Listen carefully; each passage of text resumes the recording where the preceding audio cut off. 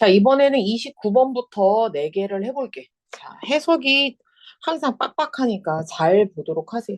자, 그래서 조직의 관점에서, 그죠?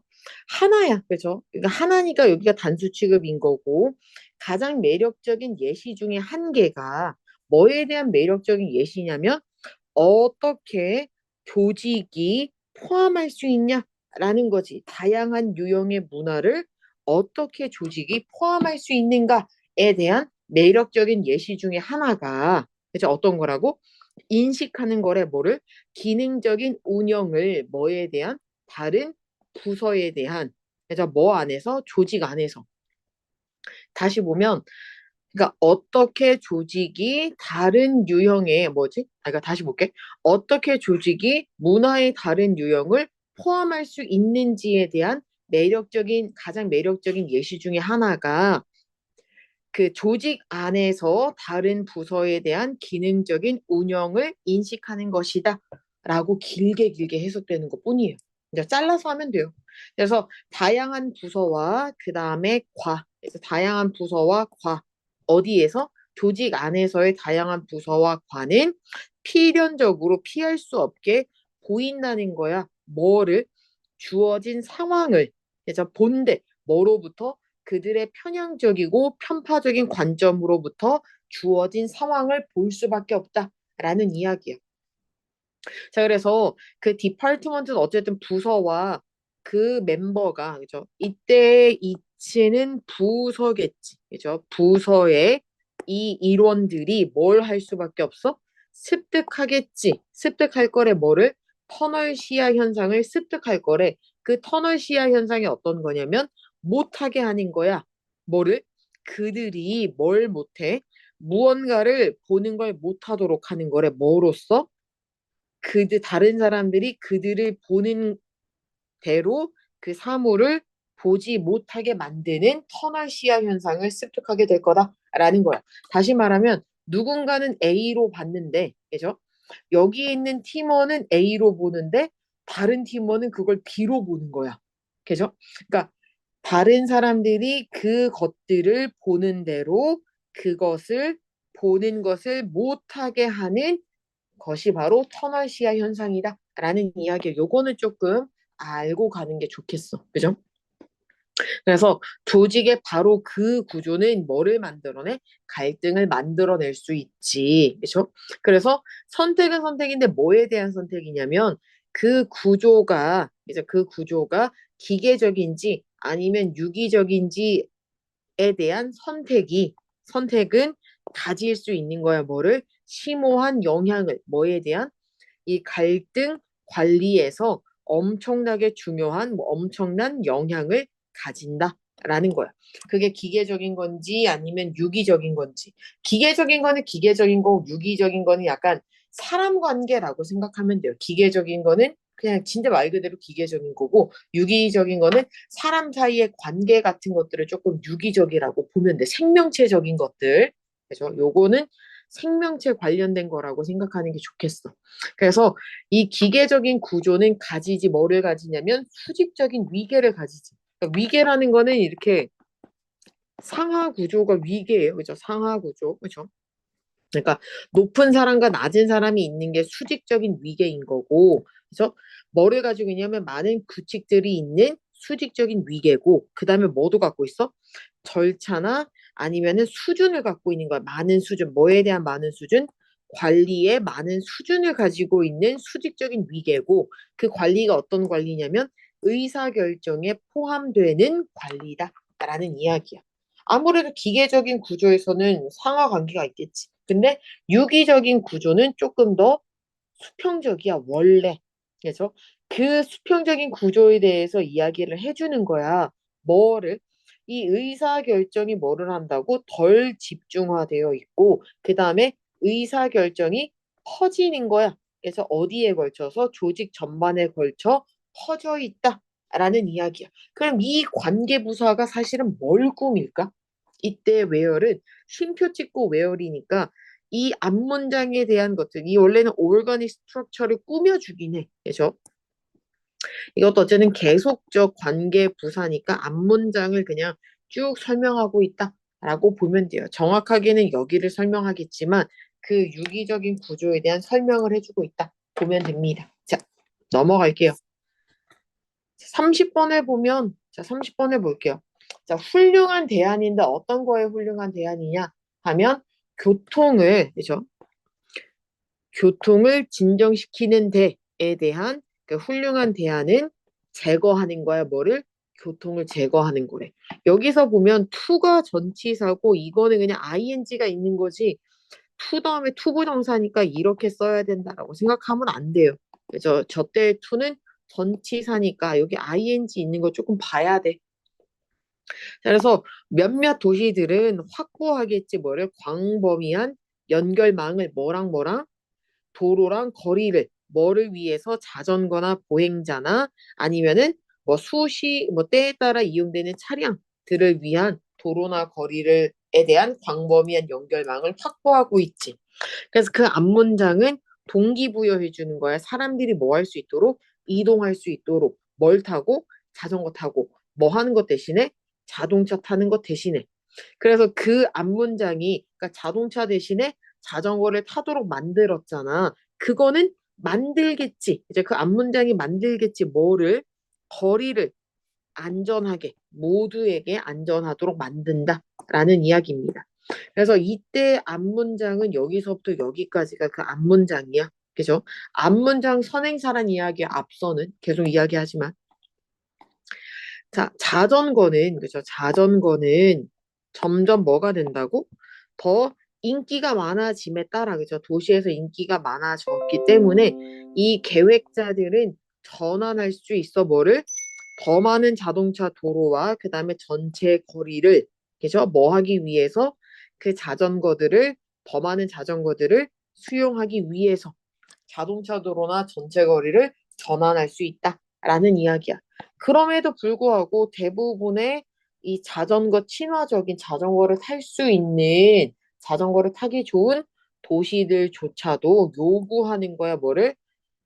그러니까 자동차 도로를 뭐를 위해서 택시나 긴급 차량이나 배달 트럭을 위한 이런 자동차 도로를 여전히 요구하고 있다라는 이야기. 자전거를 타기 좋은 도시들에서도.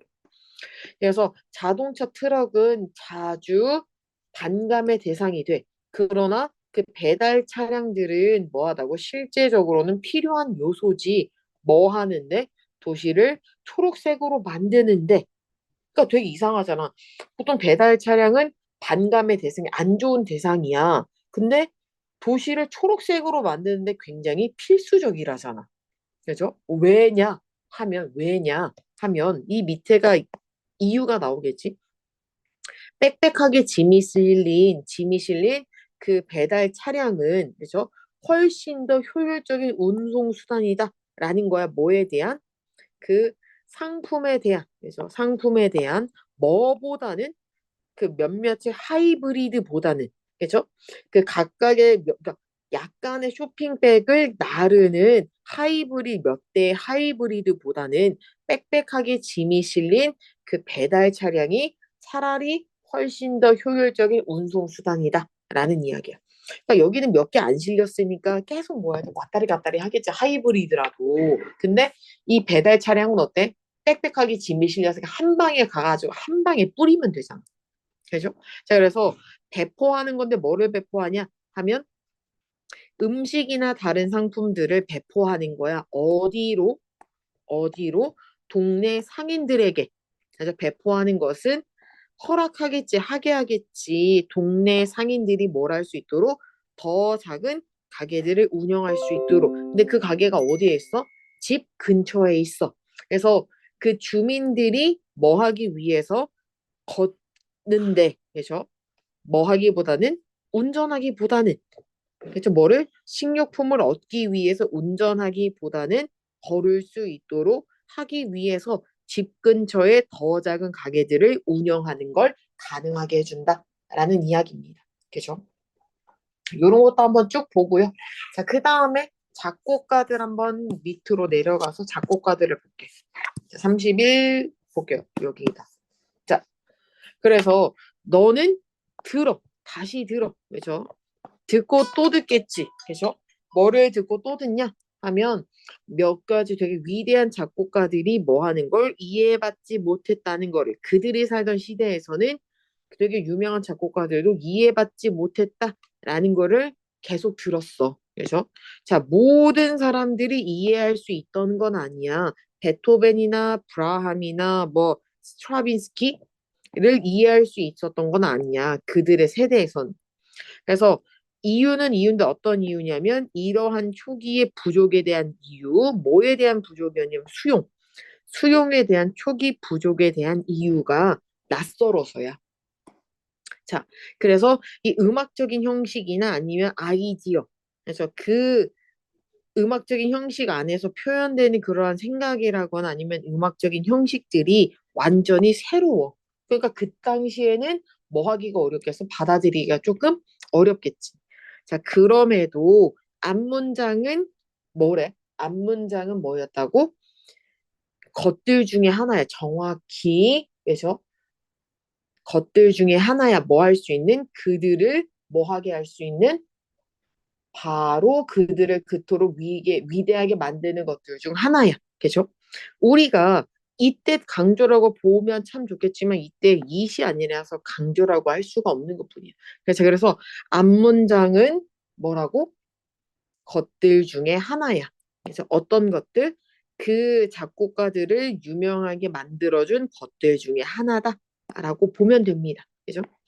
유능한 작곡가들은 그들만의 생각을 가지고 있고 들어봤니? 그래서 뭐를 클래식 영화인 되게 오래된 영화인 아마데우스를 들어본 적이 있니? 그래서 그 작곡가 안토니오 사릴리였나 뭐였지? 아이 기억이 안 나네. 살리에인가? 어쨌든 그 사람이 그 영화의 주인공이야. 그는 묘사가 된다. 뭐로서? 굉장히 인기 있지만 위대하지 않은 작곡가로서 묘사가 돼. 그러니까 인기는 많은데 위대하진 않은 거야. 인기 많은 거랑 위대한 거랑은 별개인 거지. 인기는 진짜 많은데 위대하진 않아. 그런 작곡가로서 그 뭐 안토니오 그 살리리 어쨌든 이름이 기억이 안 나네. 어쨌든 그 사람이 묘사가 된대. 그리고 그 사람은 살았어. 맞아. 시대는 시대인데 어떤 시대? 모차르트 시대에 살았고 그 다음에 완전히 가려진 거야. 그래서 그 모차르트에 의해서 여기서 보면 희가 여러 개가 나오잖아. 근데 같아 달라? 달라. 이 두 개의 희는 이 안토니오고 얘만 모차르트고 요건 좀 기억해야 돼요. 그래서 그 사람은 뭐가 아니었다는 거야? 나쁜 작곡가는 아니야, 사실. 그는 굉장히 좋은 사람 중에 하나야. 그래서 이때 원은 컴포저리겠지. 그죠? 그러니까 작곡가 중에 한 명이긴 했어. 그러나 그 사람이 뭐는 안 했다는 거야? 그는 아니었어. 뭐를 가장 유명한 위대한 작곡가들 중에 한 명은 아니야. 왜냐하면 그의 작품이 독창적이진 않았거든. 그래서 그 사람이 그죠? 그가 쓴 것은 뭐처럼 들리냐 하면 모든 사람들이 뭐 할 수 있어? 그 당시에 작곡했던 것을 그가 적은 것뿐이야. 그죠? 그러니까 되게 독특한 게 아니라 남들이 한 거를 똑같이 그냥 만들었을 뿐이다 라고 보면 돼요. 자, 그 다음 볼게요. 29, 30, 31, 32번까지만 하면 되네. 자, 32번 볼게요. 자, 뭐뭐 할 때마다 여기서의 우리가 32번은 새로운 매체가 이런 뭐 머리나 이런 생각에 미치는 영향이겠지. 자, 새로운 매체가 생길 때마다, 그죠? 새로운 매체가 생길 때마다 뭐인지 아닌지 이때 요거 하이픈 있는 거는 사실 해석 안 해도 돼. 그 새로운 매체가 그죠? 인쇄된 책이나 TV나 SNS의 발명이든지 아니든지 간에 새로운 매체가 생길 때마다라고 보면 돼요. 그죠? 너는 시작할 거야. 그 새로운 매체를 사용하기 시작할 거야. 그거는 마치 뭐랑 똑같냐면, 그죠? 그거는 마치 뭐 같냐면 네가 쓰는 거야. 뭐를? 새로운 고글을 쓰는 것과 같아. 그리고 새로운 뭐를? 특별한 색깔이나 그리고 렌즈를 가지고 있는 되게 그냥 고글을 쓰고 있는 것 같아. 이때 여기서부터 여기까지가 그 고글을 꾸미는 거예요. 그러니까 너 자신만의 특별한 색깔과 렌즈를 가진 그 고글의 한 종류를 쓰는 것과 같아. 자, 그래서 각각의 고글들은 이제 고글 한 세트 네가 사용하고 있는 쓰고 있는 그 고글들은 너를 만들겠지 뭐 하도록 물건들을 다르게 보도록 만들겠지. 무언가를 다르게 보도록 만든대. 그래서 네가 텔레비전을 보기 시작할 때 이제 뭐 하기 전에 네가 흡수하기 전에 뭐를 메시지를 뭐에 대한 메시지를 특정한 TV쇼에 대한 메시지를 흡수하기 전에 근데 그 TV쇼가 뭐라고? 뭐 휠 오브 포춘이건 더 와이어리건 간에 그죠? 뭐든지 간에 이런 TV쇼에 대한 메시지를 흡수하기도 전에 그죠? 네가 TV 프로그램을 보기 시작할 때 너는 시작할 거라는 거야. 뭐를? 세상을 뭐로서 A as B니까 세상을 뭐로써? 이거로서 볼 거라는 거야. 그죠? 세상을 만들어진 것처럼 뭐로써? TV처럼 그 TV 그 자체로 만들어진 것처럼 세상을 바라보게 될 거다라는 이야기야. 그러니까 텔레비전에서 나온 그 메시지가 아니라 메시지를 흡수하기도 전에 TV를 보면 세상이고 TV고 TV가 고 세상인 거야. TV에서 그래서 막 이제 세상이 종말한다라고 하면 나는 그걸 믿어버리는 거지. 세상이 종말하는지 아닌지는 난 잘 모르겠고 TV에서 종말한다니까 나는 진짜 그걸 받아들일 수도 있다는 이야기지.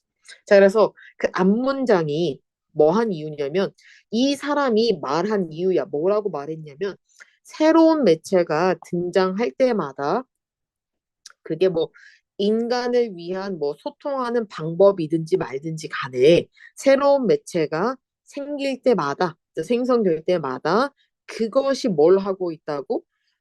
새로운 매체를 A 안에 B를 묻는 거야.